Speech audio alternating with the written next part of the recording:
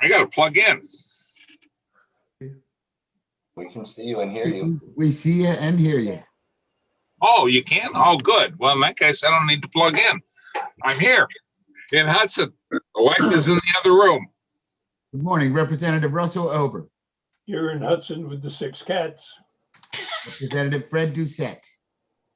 Good morning, home office in Salem alone.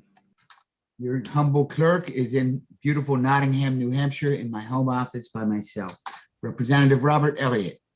I'm here in Salem, New Hampshire, and my wife is in the main dining room. Representative John Janigian. Good morning. I'm here in Salem and my wife is in the house. Representative Herschel Nunez. Good morning, Mr. Clerk and colleagues. I am home alone in Pelham, New Hampshire. Good morning, Representative Tim Baxter. Good morning, Mr. Clerk. I'm home alone, and thankfully, I do not have 6 cats. Representative Walter Spilsbury. Good morning. I'm home in Charlestown, one son in the house. Representative Paul Tudor. Good morning. I'm home alone in Northwood, out of the cellar today. Representative Susan Almy. Good morning. I'm in home alone in Lebanon, looking at a piece of beautiful forest. Very good. Representative Richard Ames. Yes, I'm here in Jaffrey in my home office alone. Thank you. Representative Tom Southworth. Here in Dover alone. Substituting for Dennis Malloy, it's always a pleasure to have Representative Marjorie Smith.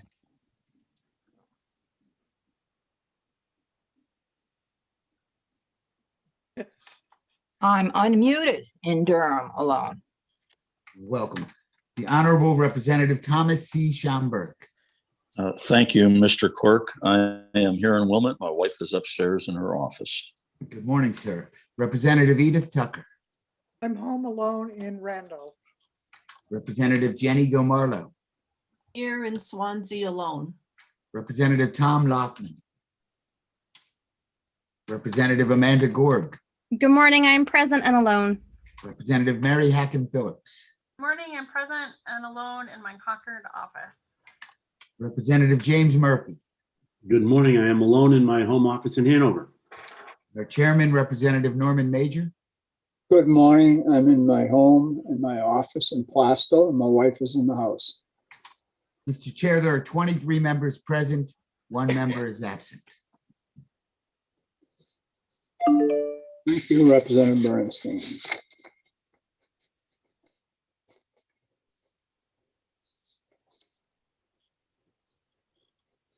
This morning, we're going to be dealing with Senate Bill 3. We'll start by a work session, and then if there's no more new information, then we will go into executive session. But let me first say a couple words on Senate Bill 3. We as a committee of members of the Ways and Means are here to evaluate each of the proposed House and Senate bills that come before our committee. Is the bill simple or complicated? What is the purpose and goal of the bill? Are there negative consequences of the bill? What are the positive benefits of the bill? Who will it hurt? Who will it benefit? Do the positive benefits outweigh the negative consequences of a bill? Senate Bill 3 has been a very complicated bill. To get to the answers to the questions, we've talked as a committee to many groups: CPAs and accountants, chambers of commerces from all over the state, small and large businesses, the Legislative Budget Office, the Department of Revenue, legislators, and national organizations, such as we heard on interpretation of the rules of utilizing the American Rescue Plan Act funds. We sought and received information on the negative and positive benefits of Senate Bill 3. And hopefully we are now ready to make a decision for Senate Bill 3. Does the positive benefits outweigh the negative benefits. And before we go into executive session, in the work session, so if there's any new information, let's have it and go through it. So does any member have any new additional information that they want to share on Senate Bill 3? Representative Susan Alney. Thank you, Mr. Chairman. I do not have it, but you just sent something out that specifies that phase one totaled 2.5 billion, which I think we've been considering as for both phases, and that the total, including phase two to date, which is almost complete, is 3.7 billion to New Hampshire. And I'm wondering, I think that we need to pass this bill, but unamended, but I think we also owe it to the legislature and the state to give an idea of how much money this is going to be in total and when it could show up. In which years. And I know you've been working on that. We've all been working on that. But we have a fiscal note from DRA, which I think was essentially coming out at around 2.5, wasn't it? I'd like to hear from DRA where they think we're going on that, knowing that the total is 3.7. when they have given us some timing information already, but on whether that changes their fiscal note. Thank you. Representative Almy, you're right. We did meet with the DRA yesterday, and they're going to be meeting with the committee on tomorrow. And the information that was sent out, Devin, who is a member of the DRA, updated the information on the number of businesses in New Hampshire for the first stimulus package and the second stimulus package. And this is what the numbers of businesses to date have been that have received. And you come up with an average amount. And that was sent out to the committee members this morning. So, this morning? Yeah. You're muted, Susan. I didn't notice it in what you sent. I'm sorry. I only noticed the total numbers. And so tomorrow we'll find out what today cost. Can we put it in the blurb? Sorry, report. I'm going to be writing a report. It's already in there. I'll have it in there. Okay, and it does include the 3.7 million. Yes. Billion. And I just want to apologize to everybody. I sent the wrong report out yesterday. And we did get clarification from Devin and DRA yesterday. It's 41,173 businesses as of May 23rd. And approximately 3.7 billion, correct. And that'll be in the blurb or the report. Thank you. And it would be good if it could also include some kind of estimate of the timing. It looks like most of this is going to come due next year and the year after. We will have something on the timing. The DRA has been working on it. And we should have that finished tomorrow also. Because that timing for everything associated with PPP goes out almost 5 years. Representative Bromley, followed by Representative Ames. I know that's what I wanted to say, Mr. Chair. Representative Ames. Okay, thank you. And I too look forward to voting this bill out unamended. I think it's following from federal policy on this program as a stimulus bill that has, on the whole, worked well. And I think for New Hampshire to go off in a different direction would be a bad idea. So on that score, I look forward to going into executive session on this. I do want to say on revenues that yes, absolutely, we need to look at those and calculate those as best we can, but I emphasize as best we can because there's a great deal we do not know about the way in which, the degree to which taxes have been paid on forgiven or anticipated forgiven PPP loans. And we'll talk more about that tomorrow. I look forward to that discussion. But I want to put a big question mark atop the other figures that have been mentioned about the PPP loan program. It's a lot of money that has flowed to the state as originally as loans. And that's for sure. We know that. We don't know what it's translated to in anticipated payments of business profits tax. So that's my thought. Thank you. Thank you, Representative. Anybody else have any additional information that they want to share with the committee? Seeing none, then I'm going to Representative Margie Smith. Thank you. Mr. Chairman, this question might be, might show that I'm a trespasser here today and that I don't know enough, but I am curious as to the path that the federal funds take when they come into the state. Does this money follow the traditional route that existed historically, or does it go through the governor rather than through other repositories? This is that has to do with the PPP loans. Those yes. PPP loans are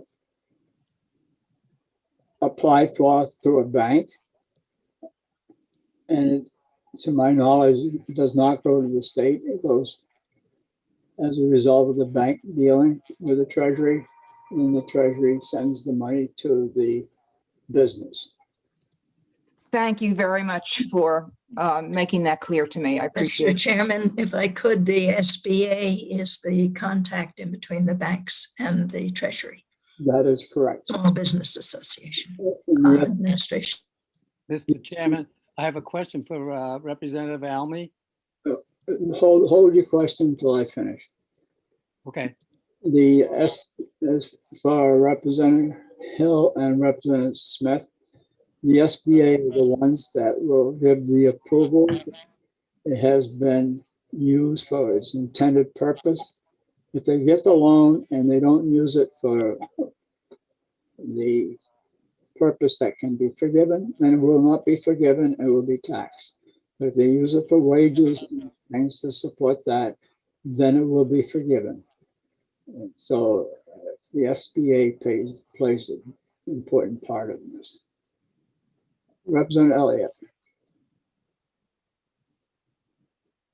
Can you hear me? Yes. Okay, my question was, I had the feds giving us 1.7 billion in PPP loans. Representative Almy said 3.7 billion. Is that the current figure that the feds are giving to New Hampshire? When you look at both the first round and the second round, it amounts to the 3-point-something billion dollars. Mr. Chairman, if I could, Representative Elliott, it was in the email that was sent us this morning just before this meeting. Uh-huh. From the chair. Right. And if I could ask a question to the chair, I believe if the loan is not forgiven, it is still a loan. They have to pay it back and it is not taxable. That we don't tax loans that they're paying back. Is that true? That, I'm not an accountant, so I couldn't give you an answer on that. The DRA could. And that's a good question to ask tomorrow. But Representative Elliott, that email that was sent you today, it's $1.15 billion for the second round and 2.56 for the first round, a total of $3.7 billion. Thank you, Mr. Chairman. Representative Spilsbury. Sorry for the mute. Yes, Representative Almy. A loan is not a taxable event. It's the forgiveness of the loan that creates the taxable event. Thank you. That's what I was trying to get told. We do have Carolyn Lear in the attendees and Devin Roderick if we need them. It's great that we have such a broad breadth of talent on this committee. One person doesn't know the answer, and we've got some expertise on another person. Okay, Representative Hill.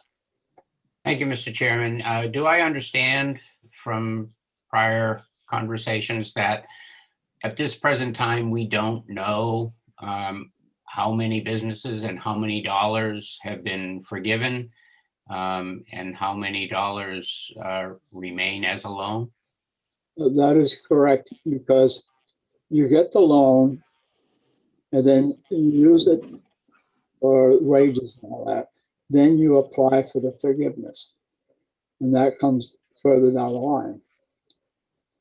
And so we won't, on the first section of loans, which was last year, they won't hit the DRA until this fall, or it might even be next year. Thank you, Mr. Chairman. Quick follow-up. Yes. Is it true, is there a timetable for when a business owner will know when that loan is forgiven or not? And does that exceed the time frame when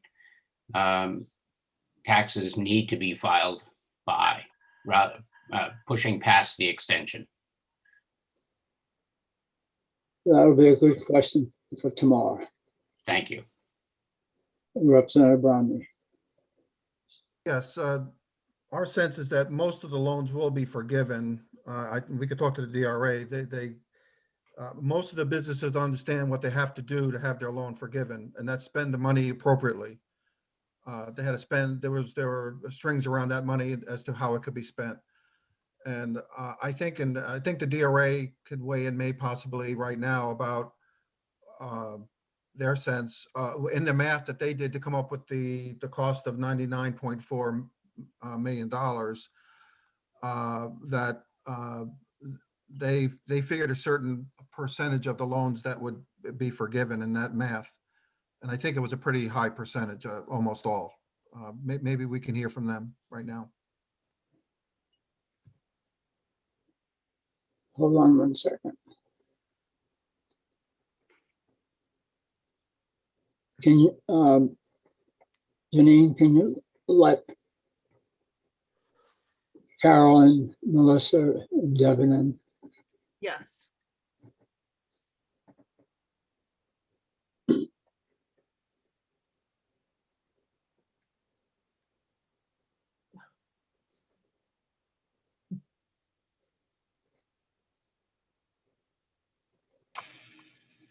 Carolyn?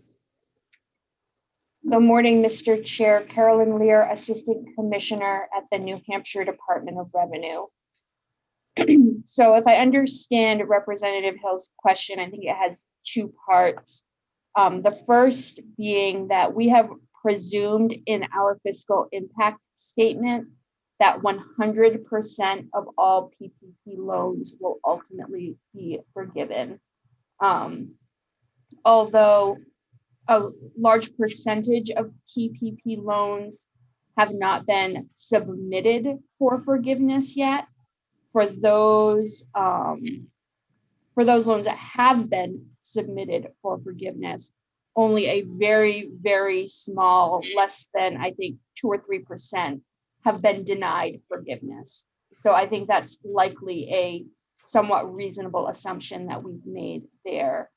Our timing analysis does make some assumptions about when those loans will ultimately be forgiven. I think at a very high level, for the first issuance of PPP loans, we've assumed that those loans have or will be forgiven in short order. And then for the second issuance, we've assumed a bit more of an extended period for those loans to be forgiven. Recipients can submit their application for forgiveness as soon as they have spent the money. And do they have a time limit on submitting those applications? You know, I don't know the answer to that question, Representative. I think they have a natural time limit as it relates to the repayment terms. They certainly want to get it forgiven quickly, but I don't know if they actually have a deadline. I'm sure they do. I just don't have it handy. Representative Almy. Thank you, Mr. Chairman. On the phase one had a deadline for the SBA to approve forgiveness, I believe, of the end of last year. There was a major problem in that the guidance was unclear enough that SBA and the banks that were supposed to submit the applications for the applicants could not figure out how to do it well enough, and SBA how to approve them and pass the money down well enough. So there was a considerable delay on that, and phase one apparently now is on track to get through the rest of phase one pretty quickly. And phase two didn't have, I think, had pretty similar, almost completely identical criteria, so it should be going faster. But all of these, you have to spend the money beforehand, and then you have to go back to the bank and ask them to fill out the correct forms. So it has been a lot more delayed than the original legislation said, and they seem to have managed to extend the dates of deadlines. Representative Hill. Thank you, Mr. Chairman. So do I understand that there will be some form of carry forward if the approval arrives after the time at which a business that extends their filing period doesn't receive that approval of their forgiveness until after that time period? Carolyn. Thank you for the question, Representative. So our analysis assumes that the loan would have been reported in income in the year the forgiveness is actually received. We talked quite extensively with the committee about the fact that many taxpayers will have reported the expenses in one year and the forgiveness in a later year. And that in that scenario, the year when the expenses were reported would likely generate an NOL that would be carried forward to offset the income in a later year.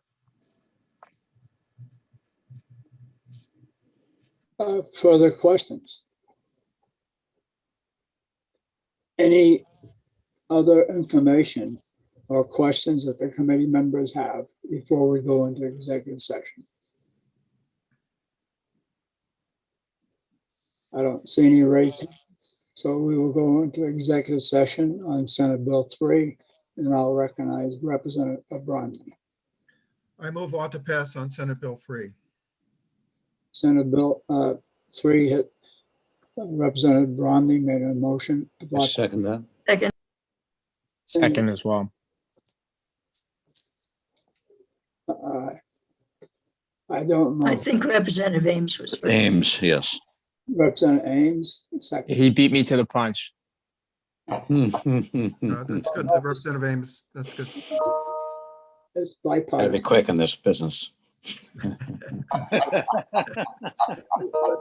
Let me just review. Motions ought to pass by Representative Bromley, second by Representative Ames. Are there any further questions? I'd like to speak to my motion, please. Representative Bromley. Thank you, Mr. Chair. I just want to say that we as a committee have done much fact-finding and discussion on this bill. Representative Spilsbury challenged us all with the introduction of his amendment, which forced us to examine in greater detail the ramifications of this bill. We all heard compelling testimony from individual businesses and the various chambers of commerces who support passage of Senate Bill 3. The chamber did a great job in reminding us all what a crisis we were in last spring and what a lifeline the PPP program was to so many of our businesses. They reminded us that this program was a relief program. For me, this simply comes down to, should we be taxing relief money or not? I've concluded passage of SB 3 is the right thing to do and that we should not tax relief money. We heard from the DRA that passing SB 3 will reduce future tax revenues by $99.4 million. Given our business tax revenues as of today are running 172.7 million above budget. And that's made up of April year-to-date, 175.5 million, reduced to 18.3 million of anomalous revenues from last year, and then adding May, as of today, May is running 16.5 million above budget. So we're continuing to have another good month of revenue. So that equals 172.7 May 25th year-to-date over budget revenue for business taxes. With that, there is no question in my mind that the state can afford to cover the lost revenue in future years due to the passage of SB 3. This can happen if the 172.7 million is managed properly, which I am confident it will be. Hopefully you will all join me voting yes on SB 3 as we do our part in helping New Hampshire businesses rebound post-COVID-19. Thank you, Mr. Chair. Thank you, Representative Bromley. Representative Ames. Thank you. Yes, I not only seconded Representative Bromley's motion, but I second what he has just said in support of passage of SB 3 unamended. And I think to begin with, I do want to say a big thank you to our chair for presiding over a very careful and thorough review of this bill and its ramifications. It's a complicated subject, and we've certainly explored it. And with the able help of Representative Spilsbury, who dove into this and raised questions that needed to be explored. So thank you to everyone, I guess, for this endeavor, which is a serious, appropriate way for a legislative committee to proceed on a difficult bill. And I think we're doing just the right thing. We're carrying through on a federal program that was designed to respond to the pandemic and its adverse economic effects, both already felt at the time of passage of the PPP program, or anticipated or feared. And it's played out very well for many of our businesses, and it needs to be immediately added for many of those business employees who were able to be kept on payroll, continue to get their health insurance, for example, as we made our way through the pandemic, and the PPP program made all that possible. the federal government decided at the outset that they would look at this as a stimulus program, as an investment in the economy, and not as a program that would play out in any particular way in the profit and loss statements of corporations or businesses, but rather as a broad stimulus. And for that reason, they chose not to tax the loan program when it became a forgiven loan program, when forgiveness entered into the picture. And I think that was exactly the right choice. 40, 41, I'm not sure the number of states have agreed and gone down the same pathway as the federal government with their local business taxes. There are a few other states above that 41 number that simply don't have a business tax. So it's really most states are on board with this approach. I think it's good that New Hampshire is about to go down that road. I hope it is going to go down that road with the support of the full House. So I look forward to voting on this bill favorably to send it forward to the House floor. Thank you, Representative. Representative Almy. Thank you, Mr. Chairman. First, I want to echo Representative Ames' thanks for the work you and all of us, many, have done to examine the implications of this bill and to underline that we need to make it clear to the House and the Senate and the governor that 99 million number of cost is very approximate, and that it is very likely that whatever money that is within the surplus that we are seeing for the business taxes and needs to be saved, not spent, because we're going to have to pay it back. Thank you, Representative Almy. Representative Spilsbury. Thank you, Mr. Chairman. I very much appreciate the committee's patience in allowing me to ask extensive questions and make comments.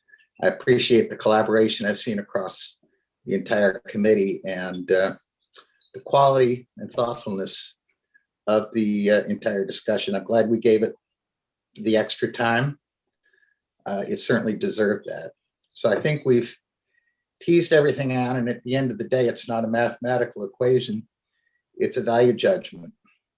So we've gone through 4 revised fiscal notes. We extensively debated an amendment. I had another one prepared along the lines of Virginia's limitation and decided not to advance it because I think at the end of the day, we've received more revenue than planned. We can afford to give some back.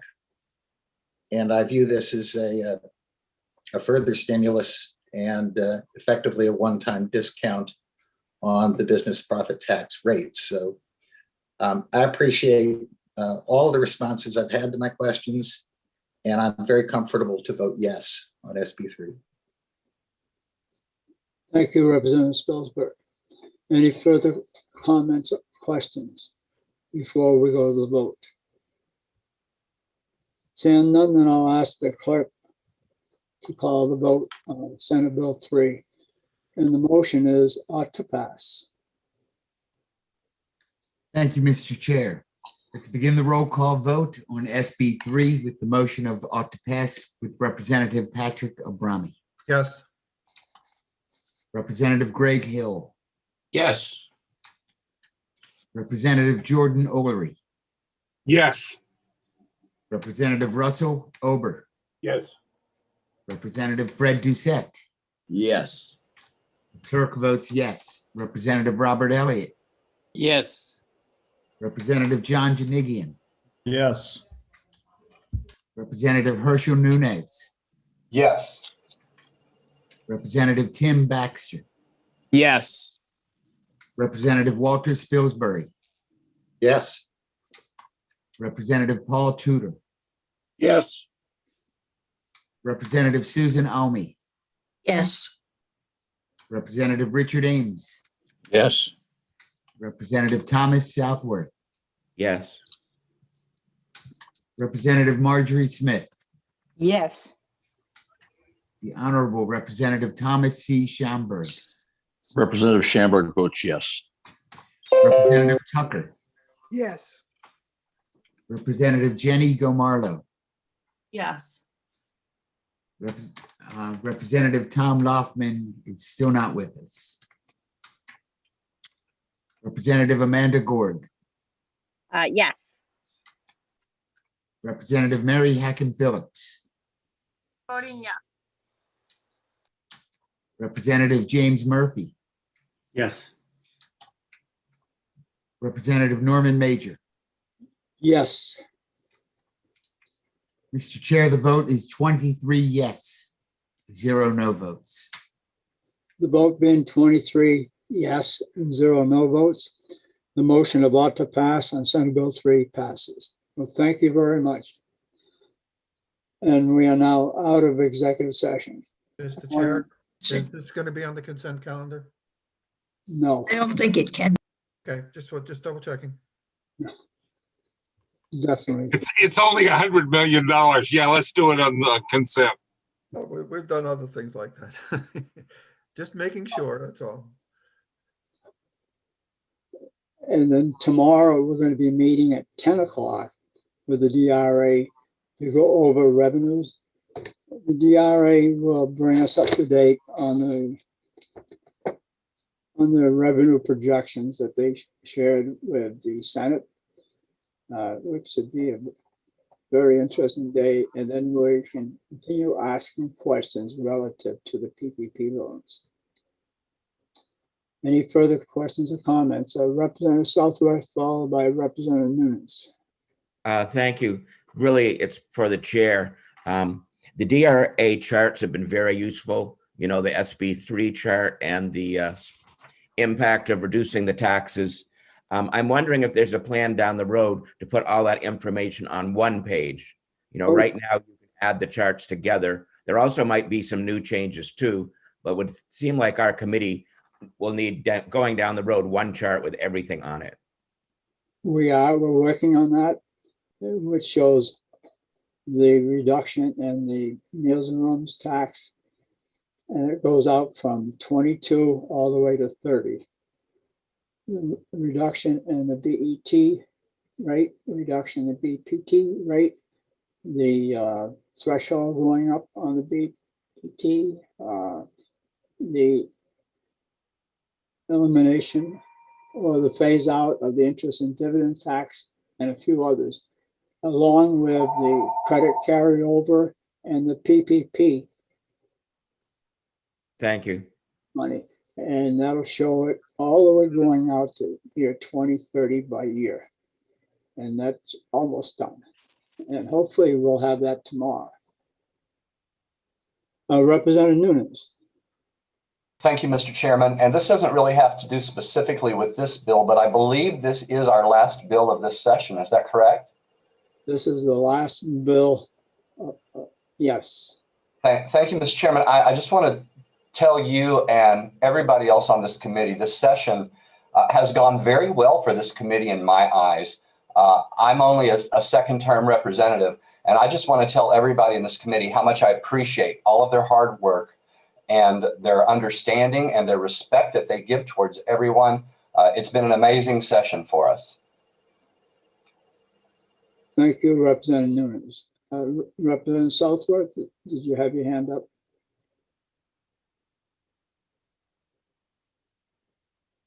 I think he already asked. Okay, Representative Yurley. Thank you, Mr. Chair. Just taking advantage of wrapping things up. Last night in Hudson, they rededicated the Palmer Center, a CTE center that this committee and finance, and since Marjorie is on right now, this has right now doubled the number of regional students to attend that attended in 2019. almost every graduate from Alvern from the CTE Center has a job or is placed in a college, including some rather prestigious colleges such as Berkeley and the accounting school down in Waltham. I forget the name of it. But it's really fine. We did the session last night, and I wanted to thank everyone who was involved in that, in getting state matching funds for that infrastructure development. And that's real infrastructure development. Thank you. Thank you, Representative Yurley. Any further comments from committee members? Seeing none, then we will see you tomorrow at 10 o'clock. Thank you, Mr. Chair. Thank you, Mr. Chairman.